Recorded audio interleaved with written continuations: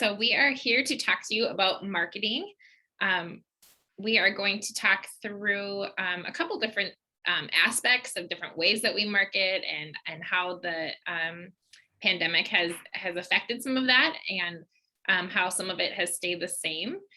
And if you have any questions, please use the chat. Like Astrid said, we want this to be more of a conversation. So feel free to ask questions as we go. Otherwise, we also will try to leave time at the end for any other specific questions that you may have. Okay, so welcome everyone. My name is Julie Kleve. I work for the Adult Academic Program of Robbinsdale Area Schools. I'm the Special Projects and Volunteer Coordinator, and I'm also a licensed teacher. So a lot of what I do is coordinate our marketing efforts, our school events, our partnerships within the community, and I also teach our computer skill classes. So that's who I am. Thank you so much for joining us this morning. And I'm Becca Bair. I work with the Great Rivers Adult Education Consortium. We've gone through yet another name change. So if that doesn't sound familiar to you, we're in Cottage Grove, Woodbury, and Hastings area. And I am the program specialist. So I do a little bit of everything. Our program has really grown over the last few years. Our staff has grown quite a bit. So I'm able to work primarily with the ESL learners, but I also do the marketing and finance and payroll and all sorts of other behind the scenes types of things. But marketing is my favorite. So. Okay, so we have some goals for the panel today. First off, we'd like to help you understand marketing plans of our two programs here in Minnesota and how they may have been affected during the pandemic. We'd like to share with you ways to implement marketing ideas and different types of marketing that our two programs are doing. And hear which marketing programs and activities are successful for our schools.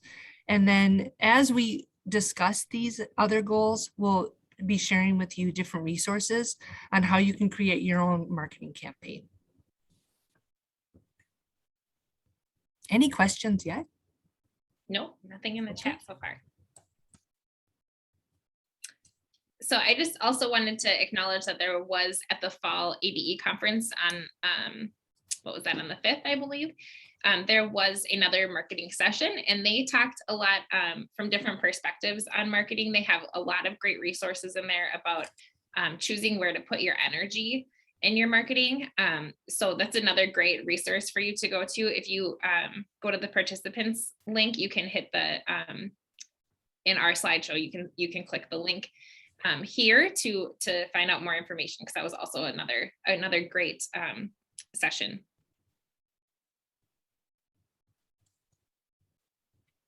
Okay, so we added this slide to let you all know that we do use data to drive our marketing efforts. This is information that we've gathered from SID, and as you can see on the top, the blue bar is the longest, and it's friends and family. So primarily, we are getting referrals from our students sharing the information about our schools to their friends and family. With that in mind, we try to drive our marketing efforts that includes easy ways for our students to make those recommendations. Second bar here is the green one, and that's students who have previously attended our schools and they're coming back, or maybe they've had to stop out for a while and now their schedule is better and they can come back to the school. Third top is website. And then after that website, it kind of dwindles down. Facebook is just a little hair of a bar there. Even though that's such a small bar, Becca and I both agree that it is important to have a Facebook presence. So certainly we both have Facebook pages for our schools. Do you want to add anything, Becca, on that? Yeah, I was just going to say, I think that Facebook is beneficial for different pieces of marketing. It's a great way to to highlight partners and different special events. It's also a great way for students to build their community. I know we'll get into this a little bit later, but when I look at our insights, they're international, the views that we get, which is really fun for students to be able to share with family in their home country about their what they're doing in class and in the program that they're involved in. So yeah, we use it for maybe not marketing to students as much, but maybe more for marketing for partnerships and things like that.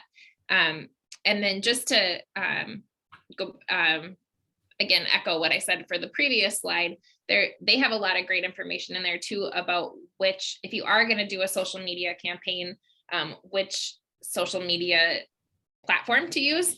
And so you can refer back to that as well if you're interested. And yeah, it looks like Laura said that she also uses, or word of mouth, friends and family is their top result as well. Which is very encouraging. I mean, it's so encouraging to know that our students feel so good about our schools that they're willing to share the information to their friends and family. That's the highest form of a compliment I could think of, right? Yeah, absolutely. Yeah. Larissa asked if we could give an example of the types of marketing we do for partnerships. So I can speak to this. We have partnerships with a lot of area businesses with our, when we talk about our career force and things like that, we always tag them in our posts. If we do, if we had something that was, if we got a referral from,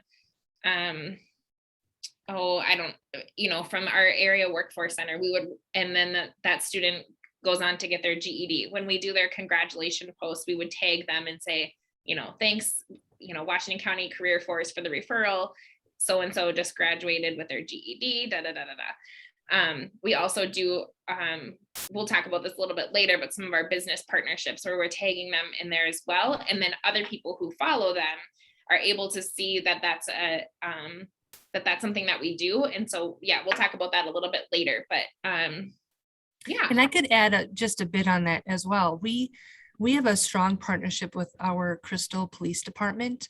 And last summer, we actually did a driver's ed class to help prepare students to pass their permit test. And any flyer or marketing efforts that I did for that, I put on certainly their logo so that people understood that it was a partnership with the Crystal Police Department. And then I would share any Facebook posts that I put on my school's page with the police department, so they could also put it on their Facebook page. So that was a great, cross marketing effort between partners. And I think that helped to spread the word in the community. Yeah, that's a great point too. Yeah, and different events that our partners have too, we'll reshare as well. So it's so that our page can be a resource for our students to see what else is going on in the community. Even if that's not how they find our program, we make sure that they all follow us on our social media platforms. Yeah, I'm big on logos. If you can throw your logo on even your Facebook posts, it has that brand awareness. So again, like Becca just said, if they see something on a partner's Facebook page, but they see your school logo, then they know that your school is partnering with that organization, which is huge. Mm-hmm. Yeah. Okay, so we'll just be going through different marketing efforts that Becca and I do at our own schools. And I'm kicking it off here with our print marketing. I think we all do flyers. I have different versions of flyers. I try to keep them attractive, easy to read, bilingual when possible.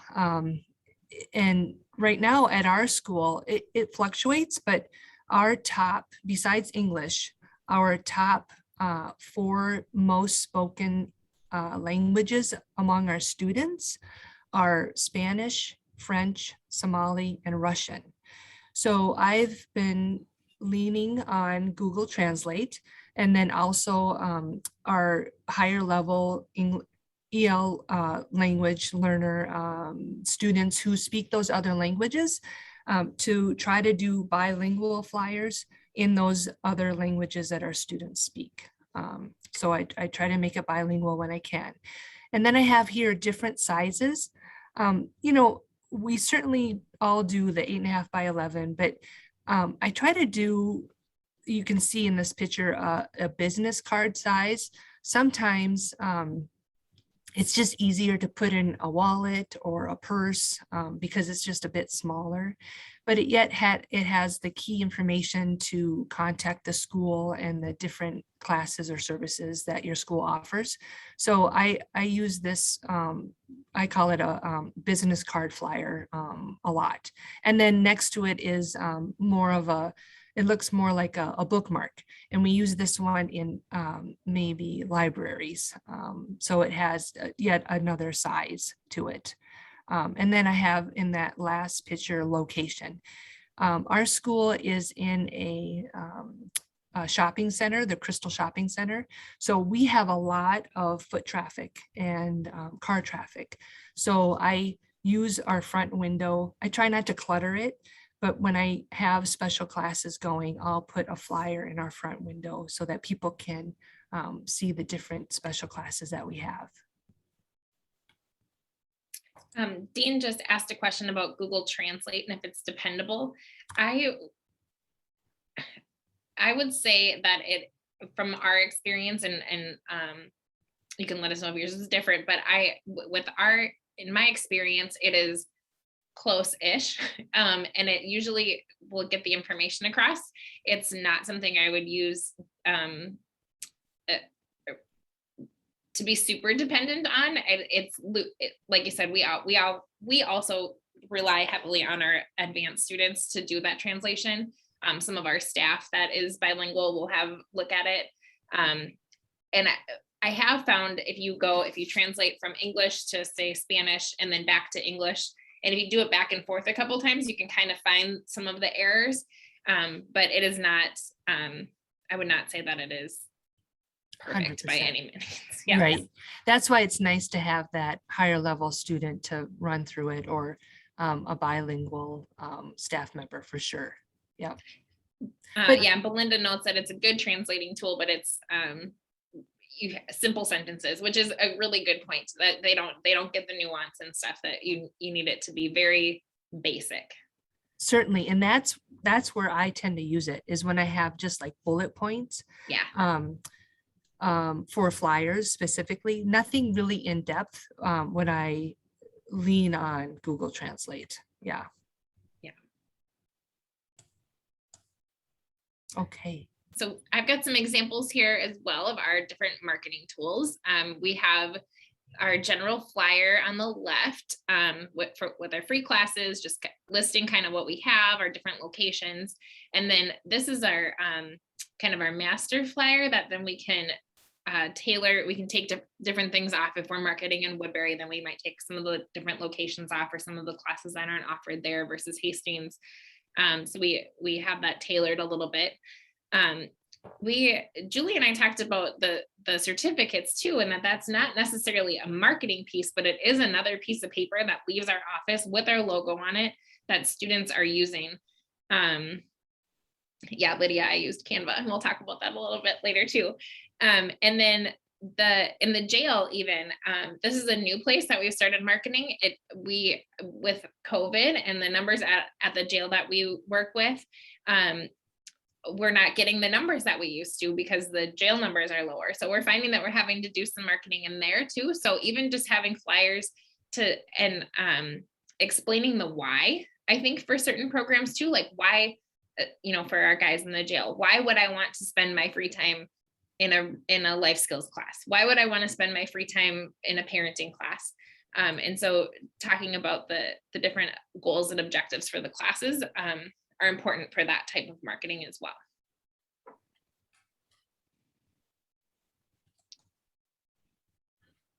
Okay, so this is something, maybe many of you have received Valpak coupons at your home. My school tried this before the pandemic as a way to get into specific households in our school district. So I have some bullets here that kind of break down the cost and the quantities. There's two different marketing efforts that Valpak offers. The top one here is the coupon, and the coupon comes in this blue envelope with other coupons in for a specific zip code, and then below it is a postcard. So our school has tried the coupon so far, and I have prices here. They offer 40 different zip codes. They have the metro area, and I realize now that I'm saying this, if you're not in the metro, this may not be a marketing effort accessible to you, but in the metro area, it's divided into 80 different zip code zones, they call them. And every zone hits 10,000 homes. So what I have done so far is I've done a coupon, and we did it for 3 different times of the year. And I targeted certain zones in my school district. And to be honest, I had it in about a 3-mile radius of our school, because transportation can be a barrier for some of our students or many of our students. So I try to do it in that closer proximity of our school. And so it reached 10,000 homes. And for the 10,000 homes, for that coupon, the price was $300 per zone. So for example, this year, we have extra marketing money. I'm going to choose 8 zones. So I can be reaching 80,000 houses with this coupon for $2,400. Now, in comparison, also we have a bit more marketing money this year. I'm going to try the postcard. So the postcard is shown here. This is a bit more expensive. For $2,400. So just for one zone of the postcard, going out to 10,000 homes, it's going to be that $2,400 price. But this is something that we've tried one year for our school. We took a year off because of that whole pandemic, that we're still dealing with. But we're going to try it again this coming school year. So this is the Valpak coupons and postcard. Any questions on that? Yeah. Do you know what your ROI was the year you tried it? I do not. I can tell you that we had a few students. So in order to find out if this was an effective marketing campaign, on the coupon, I put material fee waived if you bring in this coupon. I got maybe 4 coupons brought in. So I don't think it was huge, the effect, but I believe it got our word out there. And sometimes people maybe didn't even bring in the coupon, but saw it, and it prompted them to come into the school anyway. That's my report on that. Yeah, and I was going to say too, a lot of times people have to see something multiple times. So even if if it wasn't the coupon that brought them in, that it's like you said, one more time it went across their kitchen table or whatever. Right. And I think it's just so affordable, $300 for to reach 10,000 homes. Now, granted, you are in that envelope with other coupons, but hopefully people are scanning through those coupons and they look at yours. And like Becca said, it could be one of those 7 times that they saw something about your school, and maybe it prompted them to finally come in. Yeah. So that's Valpak. And then my school tends to do press releases. And we will do press releases for a graduation ceremony. We have a fashion show every year for our school, international fashion show. So I'll write up a press release for that. We do job fairs and college month.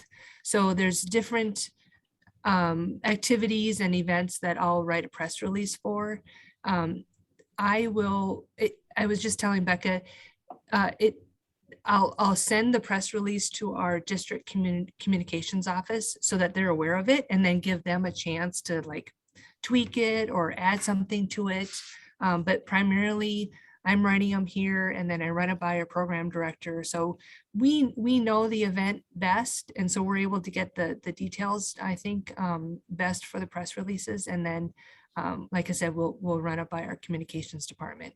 And then I have a list of I'd say about 15 to 20 local media sources in the metro area that I'll email press releases to. You know, I don't get a lot of hits. I have a picture here of our local Sun Post newspaper. Probably by far, they've covered us the most, along with our local cable TV. So we've gotten press locally mostly. But I still keep NPR on my list, and, you know, Care 11, and, you know, who knows, maybe they'll hit on us one of these days. Yeah. Okay. And I just was telling Julie earlier too, we have to run ours all through our district office, and we don't do it often. It's just one more hoop that we have to jump through. So it just depends on how your program and your district, your school all work together. And I see in the chat about the postcard. I haven't done the postcard yet. That's something that I'm going to be trying this school year. So I'll have to report on that next school year. Okay, so this is something that is new since the pandemic. Every school year, our school will send out postcards, and typically we've sent yellow and red. Yellow in the past, before the pandemic, were current students who really all they needed to let us know is that, yes, they're coming back. We reminded them of the first day of school and gave our phone number. The red postcard were students that we had closed out. And we were hoping, you know, they would come back to school and you know, come back to classes.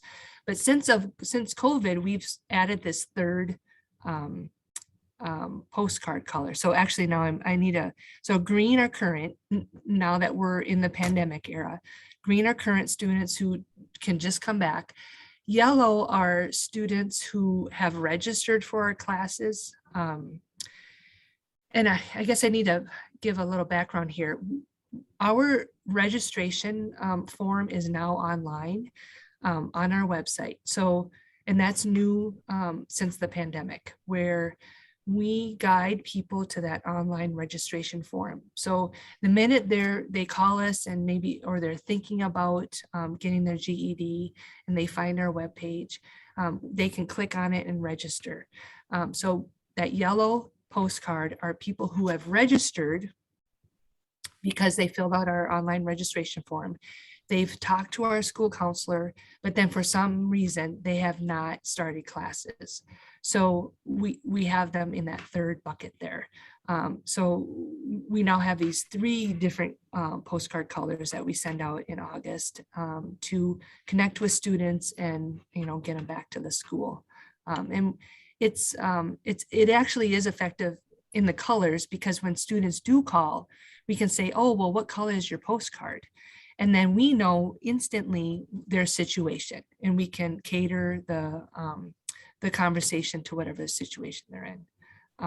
And then I have just a quick picture of a flyer that we've used in the past. If we know a student hasn't been around for a while, we'll mail them this letter and say, hey, you know, we miss you, your chair is empty, and that we hope that you come back to school.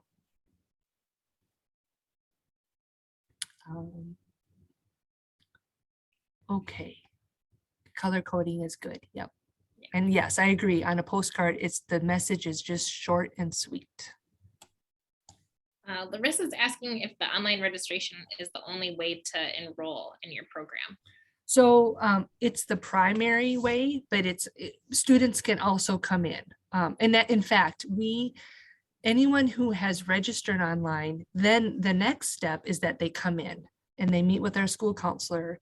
they take an assessment test. So they're still coming into the school. It's just that we're capturing their information online first. If someone doesn't have a computer, and we've run into that, we've just done it over the phone. It's a very straightforward Google form. So if students maybe don't have a computer, or don't have the skills, or are not comfortable with the skills, I've done it many times just over the phone, and I just type in their information. But then, yes, then the next step is to come in and meet with our school counselor.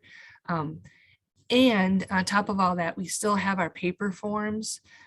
If students prefer to fill out the form on paper, which we have in English and Spanish right now.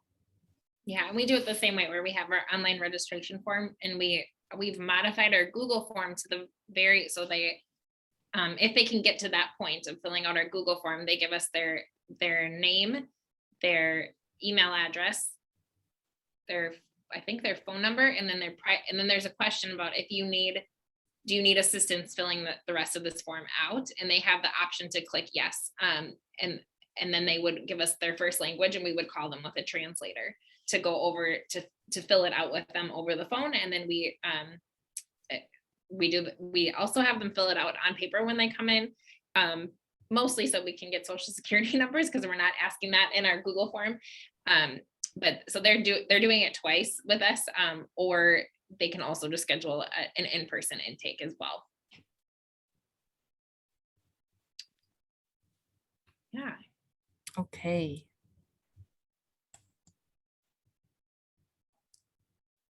Okay, so social media. Now Becca and I are going to share parts of our school's Facebook pages. So I'll click on mine first. And since I'm the owner of the page, you'll see it as the owner would. And we did that on purpose because I want to show you that it does look different. And there's different tools available if you're the administrator of the page. And one thing that we wanted to show you is this button called Insights.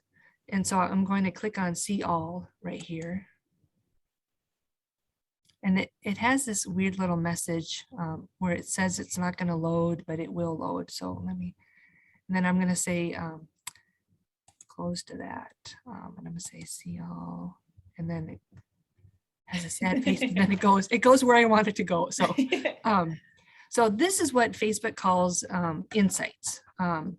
The first one, and maybe you're familiar with this, but it's just an overview, has a nice line chart of different posts that I've had, and dates should be popping up. So I don't know if my internet is slow, but as I hover over this line graph, I see dates of different posts that I've made.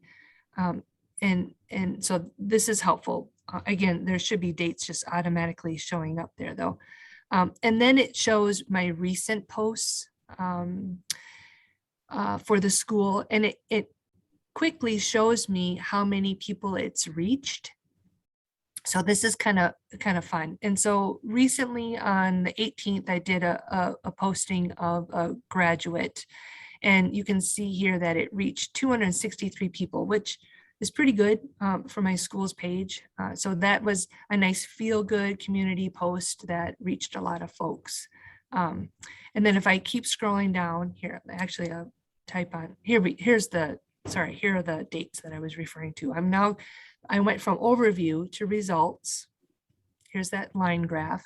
Then I'll go to content, and it shows me how many people different postings have reached. So I have that here. And then if I go to audience, this is kind of interesting, although not surprising. It tells me of men and women who is visiting our school page more often. I'm not surprised that it's mostly women. And it's showing me just, the different breakdown for postings that I've had throughout the year. And then this is interesting, the top cities. So my school, I didn't mention that in the beginning, but we're in Crystal, and our school district covers New Hope, Plymouth, Robbinsdale, Golden Valley, part of Brooklyn Center. So I'm not surprised at all that those are the top cities that are reacting to my Facebook posts. And then we're fairly close to Minneapolis, so that's a high one here. So Insights is interesting to see who's interacting with your Facebook page. And then you can see here, it'll even give you top countries. So we have my favorite. I love watching that one change. Yeah, for sure. And so Mexico, we have many Spanish speakers from Mexico at our school. So that's top on the list, along with South Sudan, Ethiopia, and you can see. So that's the Insight button that is accessible if you're the administrator of your school Facebook page. And then Becca, I'll show, let's see. Let's go to, oh, you wanted me to show them the publishing tools? Yeah, so I use our publishing tools in our Facebook a lot. I schedule all of our posts. I don't normally have time to do like daily social media. And so I have it broken up with myself and my manager that we can see. So she's good at the spontaneous, the teachers send her stuff and so she'll post those, but then I schedule our posts ahead of time. So you can see what Julie has published here. You can go to scheduled and you can schedule stuff ahead of time. I think it's about 3 months at a time. So I just set it on my calendar to do it. And if we're not going to have school one day, then I can create that ahead of time. If we want to acknowledge an important day, a holiday or whatnot, we can put that on there. So that's kind of fun to have it scheduled ahead of time. And then it's not something I have to worry about in my day-to-day. That we did a campaign for Teacher Appreciation Week, where we featured each of our teachers, and that was just a lot of posting. There's no way I would have been able to do that in my day-to-day. So that's just another option for you as well if you're doing a social media campaign. And Becca, here's your page. Yeah, so this is our Facebook page. So now you can see it, what a student would see, or what the public view is. We also use this, and I didn't think about this until yesterday when I created a post for it, is we also use it for, we create job postings on there, and we haven't, I don't know how successful it is, but it gets it up, top of mind with people too, that there's that as another place to be employed. So I did create a posting for a job yesterday, but then there, we feature everything, a little bit of everything, our special events, our, like I said, community engagement, different things that we're doing as a program.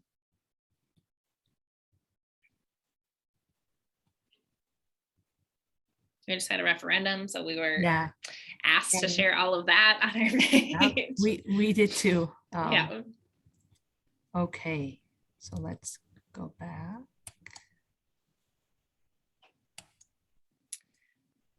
Okay, and then so Becca and I both have school videos. I thought are we good on time? So I have a short 30-second video. So just a little background. It's been quite a few years, but we hired a professional photographer and video expert to create our school video. We purposely did a 30-second video and then also a 3-minute video. The 3-minute video we have on our school website in our Facebook page. The 30-second video we shared with our local cable news outlet, and they have run it as a PSA for us because we're a nonprofit, we're a school education. They agreed to run it, not as an advertisement, but more of a PSA. So I'm going to share that short video now. Is your lack of a GED or good English skills getting in the way of achieving your life goals?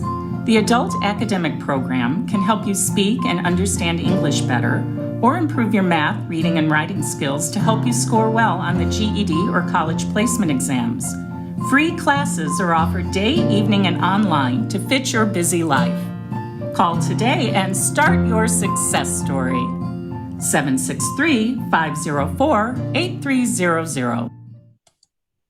So that's Is your lack of a quick video that we use in different ways.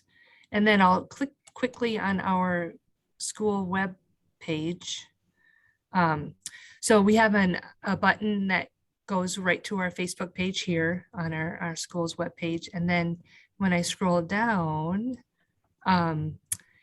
this is our register today button that clicks right onto the online registration form. And then when I click here, it goes to our 3-minute video that goes just a little bit more in depth on all of our different programs and services for our school, so that we have that on our webpage. And then I'll go back now and click on. So Becca, do you want to talk about your video? Yeah, I don't know that we need to watch our video, but the link's there if you would like to watch it on your free time. This was made by one of our coordinators. I think it was during the pandemic. And so we did use it as a marketing tool then. And right now I'm working on creating a video that'll be like a welcome that will play at our orientation, but also something we can use for marketing, just to similar to even the 30-second video that just explains, what we offer, what we're here for. So we'll be using some more video marketing, which I think is fun for social media, but also just it's engaging, and it's a good way to reach people. And then I don't even know that you have to click on our website. There's a screenshot of it up there, but we also have our schedule listed on the bottom, links to register. We do have a translate. We do have our registration form in Spanish, so that's also listed there. Yeah, so that's our web presence, I guess. And then someone has in the chat reminding students to like the Facebook pages. So this has been, kind of an ongoing thing for our school as well. And so I have signs in our hallway that say, please like us on Facebook. And I haven't done it recently, to be honest, but we've had just parts of the class time where teachers or I'll go in as a guest and show the students how to get to our Facebook page and how to like it. So we've done it that way. But you're right, it is hard to get students to know that you have a school page.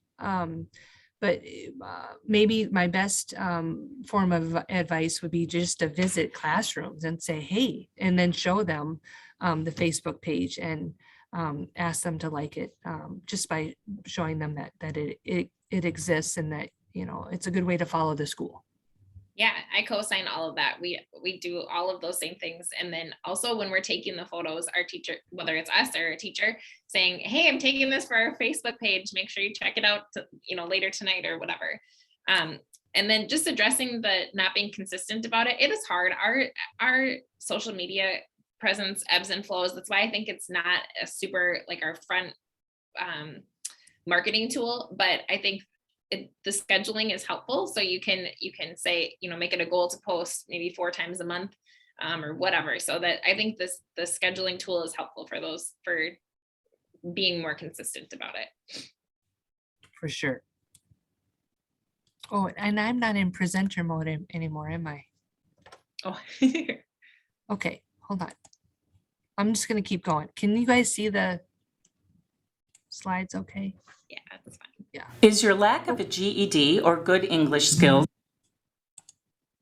Okay. So now we'd like to just share a little bit about events and tabling. So this is something that was affected with the pandemic. Our school district really didn't do a lot of in-person events, I think like all school districts, until this school year.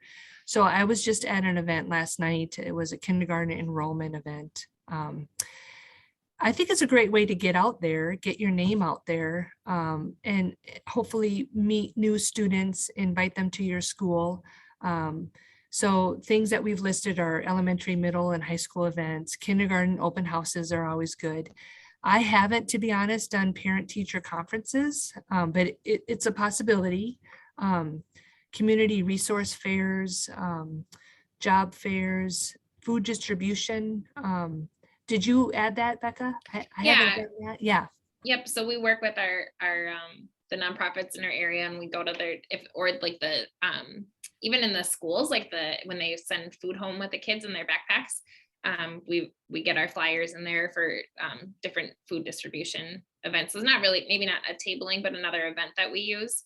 And then we also are we have different multicultural groups in our district that we attend and just assist with. And so we can have our information available at those events as well. And Larissa asked about paid Facebook posts. I have not done those. We've considered it. I know you can set a cap on it. It isn't something that we've put a lot of time into, but I know that it works for other things. So I don't know why it wouldn't work for ABE as well. I want to add just one thing with the events and tabling. Certainly, I think your audience for these events are new students, adults to come to your classes. But I would also say that equally important is meeting the other district staff that are also at these events, because I'm educating all the time, like district staff. And even last night I met with our superintendent. He's brand new, so I was able to chat with him for like 10 minutes about our school. So also just reaching out to your district staff and letting them know about your school and all of the different classes and services that your school offers is also really important when you go to these types of events. Okay, we're running low on time. So when I do table events, I give out these little prizes. We have a tote bag that is nice for books or groceries, and then I have a water bottle and pencils. So this is just an example of low cost. All of these items were, I think, $1 each, to be honest, maybe a little bit over $1. And I got them in runs of 100. So I tend to order small to see if I can get rid of it. And then if it is a more popular giveaway, then I'll maybe order larger quantities the next time. But these are just examples that I've been using at my tabling events. And the top 5 reasons is usually these types of items are affordable, maybe $1, $1.50, certainly less than $2 per item. You can target your audience because you have your school name on there. You can list, the different services that in bullet points that your school offers along with your phone number. It's a lasting impression. I purposely chose a tote bag because more of us are trying to reuse bags, and so a good reusable item is important. It builds your brand if you can put your logo on any of these giveaways. Okay, we're running out of time here.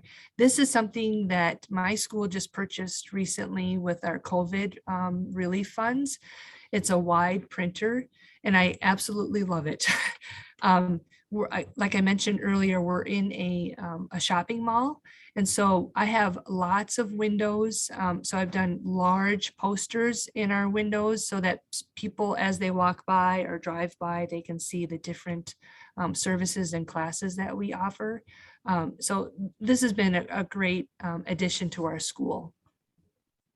And then Becca, do you want to mention quickly? Yeah. If your school doesn't have it, maybe your community ed department has it. Yep. Our community ed office has one. So if our poster printer, if we needed to use it for marketing. Mm-hmm. Okay. And just real quick, so kind of piggybacking on the Valpak, the every door direct mail, we haven't done it yet, but I'm super excited to use it. That's the screenshot towards the bottom. You can pick the mail route that you want to send it to. And so for all of those homes there, you can see it's like 22, it's really small, like 2,200. No, that's okay. No, it's a screenshot that's small. Okay. 2,200 homes is about $400. So just another way to target, and maybe that's more applicable to the rural locations. And then batch geo, you can just pull the contact list from SID and throw it right in batch geo, and it'll show you where all of your students live. So you can target your marketing based on, if you're going to put a flyer up on community boards, you can go to the coffee shop that's in the area where more of your students are. And I know that seems counterintuitive, but I'm thinking about our diverse populations. If you have an Indian population that lives in a certain area, it just helps get your name out there, for more people in that area. Okay. And then because of the pandemic, we've really stepped up our email marketing. We've made our students, we've taught them to be more dependent on their email for communication. And so we advertise in our community ed constant contact that goes out every week or every other week. And then somebody acknowledged earlier that we use Canva.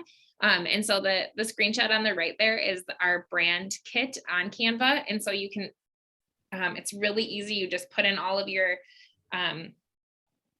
colors and all of that, so that when you find a template that you like, you can just switch the colors over to your, and the fonts and all of that right to your brand, which makes it super simple. And if you use your district email to register, you get the education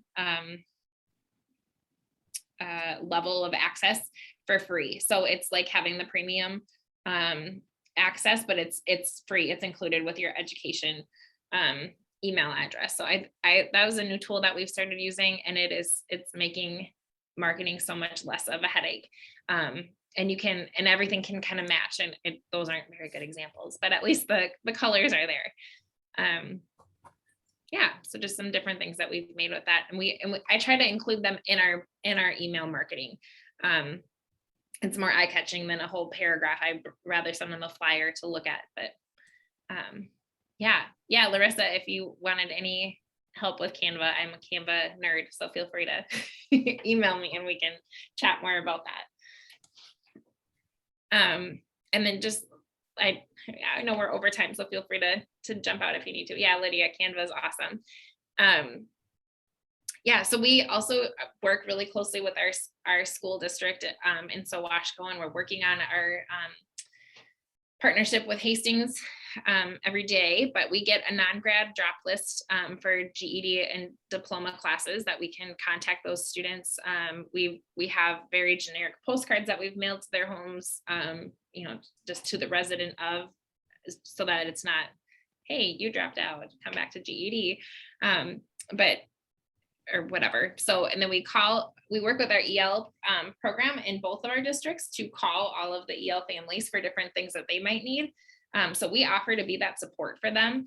And then that in turn gives us access to those families. So we can say things like, hey, did you know we have free English class? Do you know anybody that might need their high school diploma? How are your kids doing in school? And we can kind of be that contact to bridge that gap, which has been amazing. It usually takes us 1 or 2 days to do a full campaign with our whole staff calling people, but it's just, we found that to be a really good use of our time. We support the international events by showing up just to be of help when they have different things going on with our international community. And then we also are on our 3rd or 4th employer that we offer on-site English in the workplace, and the different mostly manufacturing. And so they're all pretty well connected. And so we get a lot of referrals through them for either for their staff or other, like the manufacturing plant next to the one that we work at or whatever will say, hey, did you know that you can get free English classes on site for your staff? And so we get a lot of referrals that way.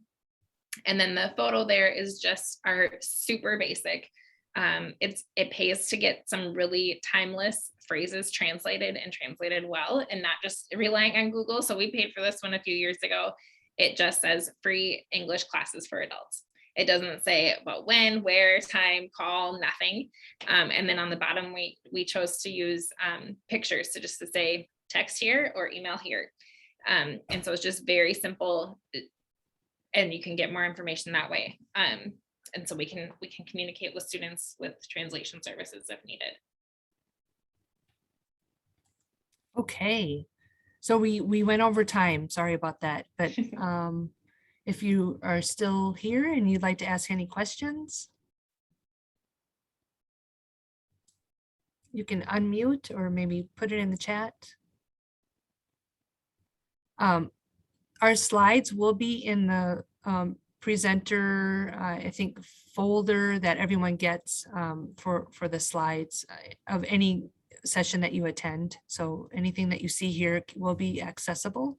Thank you so much for coming. We really appreciate it and listening to our ideas here. And that those slides have been uploaded to the participant folder, Julie. So, Thank you. Okay, Awesome. thank you. Okay, I think that ends it. Thank you so much, everyone, for coming, and have a good weekend. Yeah, and our contact info is also listed in the agenda if you have any specific questions that you think of while you're starting your own marketing campaigns.